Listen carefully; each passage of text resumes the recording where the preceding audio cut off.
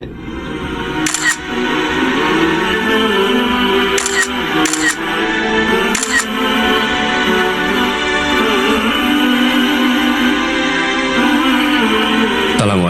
warahmatullahi wabarakatuh. Alhamdulillahirabbil alamin. Wassalatu wassalamu ala asyrafil anbiya'il mursalin sayyidina wa habibina wa maulana Muhammadin wa ala alihi wa ashabi ajmain. Raditu billahi rabbah wa bil islami dinah wa bil Muhammadin nabiyya wa rasulah. Rabbi zidni ilma warzuqni fahma. Amin. Amma ba'du. Kita semua yang pernah menjalankan ibadah umroh atau haji atau tinggal di negeri asing untuk kuliah atau bekerja pasti sering menemukan perbedaan-perbedaan di antara umat Islam.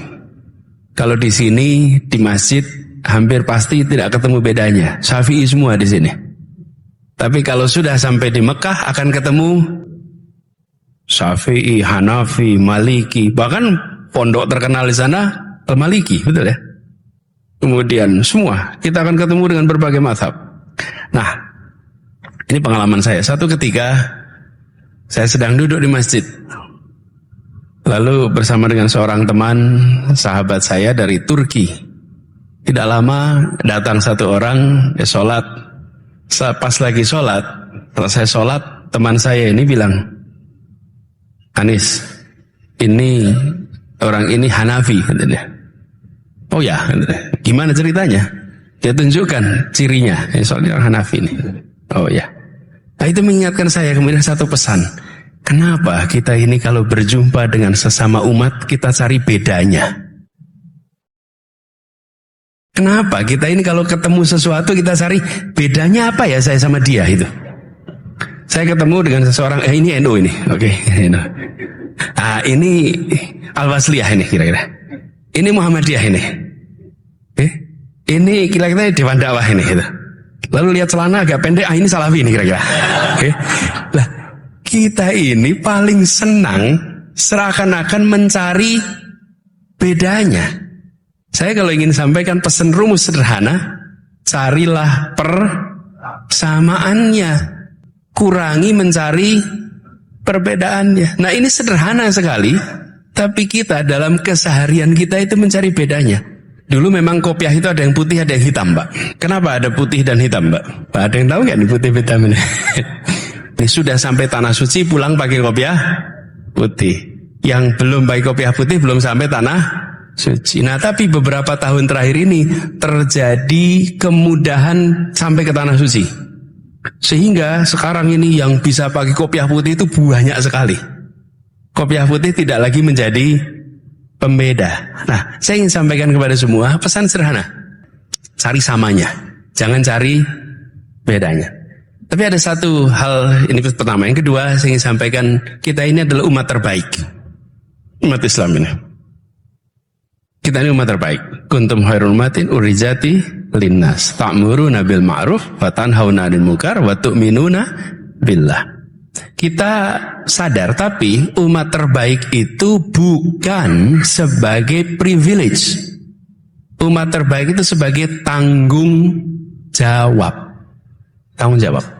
Apa bedanya? Kalau privilege itu untuk dinikmati. Kalau tanggung jawab itu untuk ditunaikan. Jadi kita punya tanggung jawab menunaikan. Nah, kalau kita tengok umat kita, sering sekali umat itu berhasil atau gagal bukan karena mampu atau tidak mampu, tapi karena baca perubahan atau tidak baca perubahan. Jadi pesan kedua tentang membaca perubahan. Kalau kita membaca perubahan dengan cepat dan mau melakukan antisipasi, insya Allah kita berhasil. Dan sejarah umat Islam sudah menunjukkan yang membaca tanda-tanda perubahan zaman, mengikuti perubahan zaman, mengantisipasi, maka dia menjadi pemenang di zamannya. Nah, saya ingin masuk soal ini pendidikan, Pak. Kenapa? Masjid ini itu kalau kita lihat gedungnya bagus, arsiteknya bagus, rancangannya bagus. Ini pakai ilmu tidak Bapak Ibu? Pakai ilmu. Ada ilmu arsitek, ada ilmu sipil, ada ilmu, semua ini macam-macam ilmu ada di sini. Sampai jadi gedung seperti ini. Nah, kita sering melewatkan bahwa untuk membangun umat, apalagi umat yang bersatu, diperlukan namanya pendidikan. Ini kunci sekali. Nah, tetapi pendidikan itu sudah mengalami perubahan luar biasa. Anak-anak kita itu, anak-anak abad 21. Guru-guru abad 20. Sekolahnya, cara menata kelasnya abad 19. Panjenengan lihat foto kelas tahun 1800, sama persis seperti sekarang. Ruang kelas 1700 sama seperti sekarang. Sudah saatnya semua masuk ke abad 20. Nah, masjid ini saja sudah. Saya diberi instruksi memberikan kultum. Pendengarnya siapa? Yang di masjid ini dan yang di video ini loh. Ini kan abad 21 ini. Betul ya? Saya boleh bilang halo semuanya. Itu abad 21 nonton.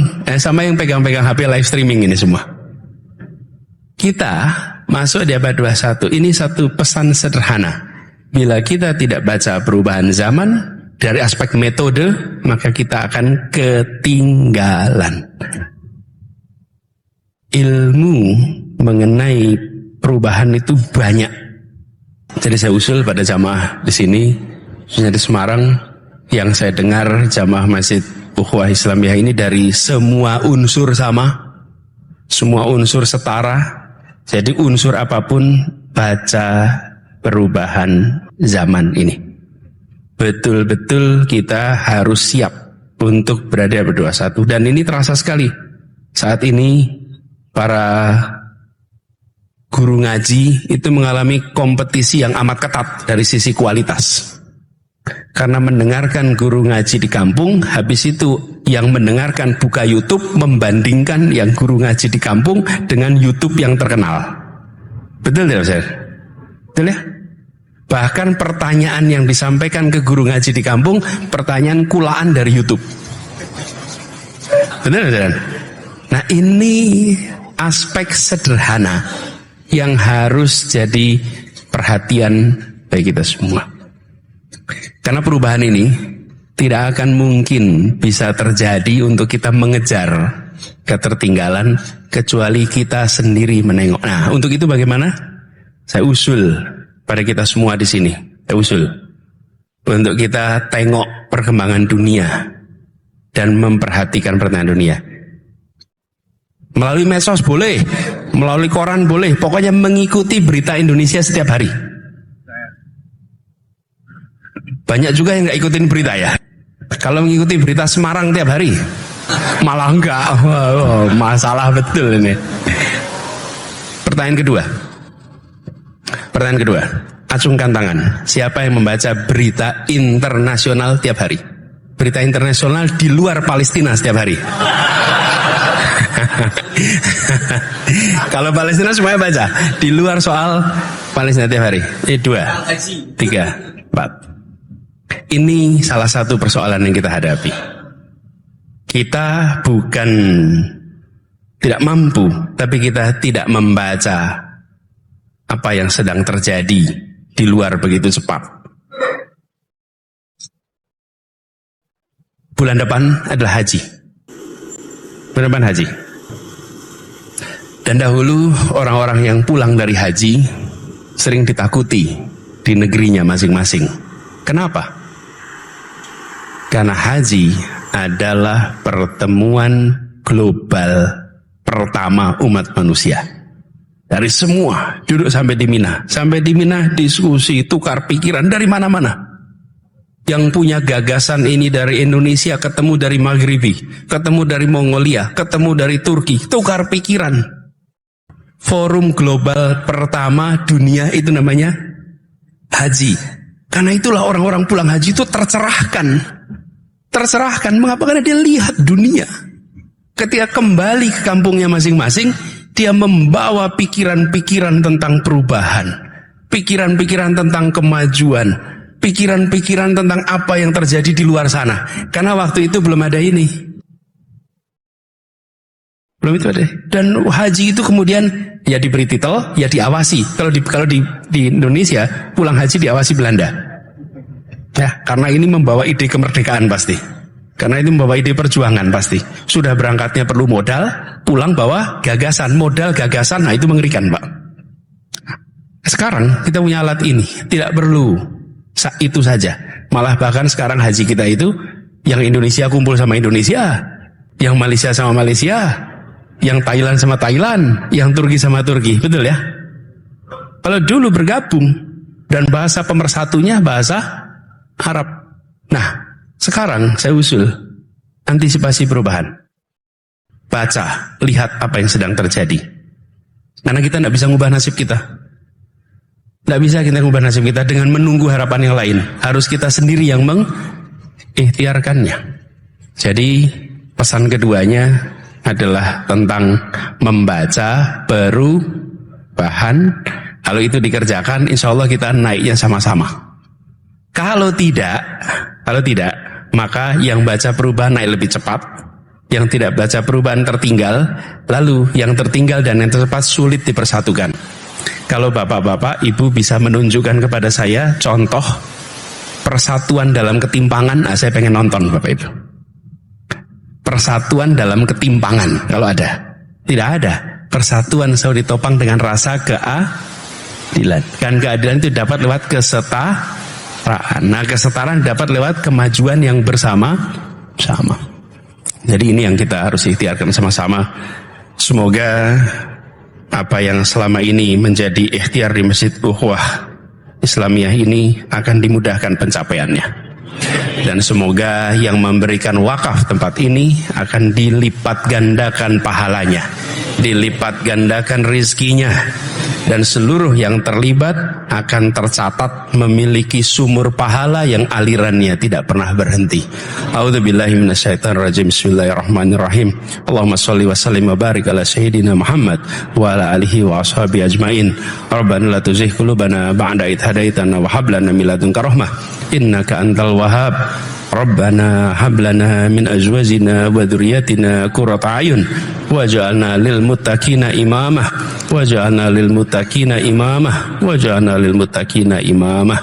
Rabbana la tu'akhidna in nasina aw akhtana. Rabbana wa la tahmil alaina isran kama hamaltahu 'alal ladzina min qablina.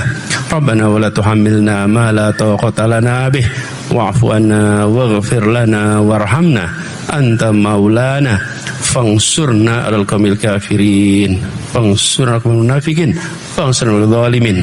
Rabbana atina fid dunya hasanah wa fil akhirati hasanah wa qina adzabannar. Subhana rabbika rabbil izzati amma yasifun wa salamun alal mursalin walhamdulillahi rabbil alamin.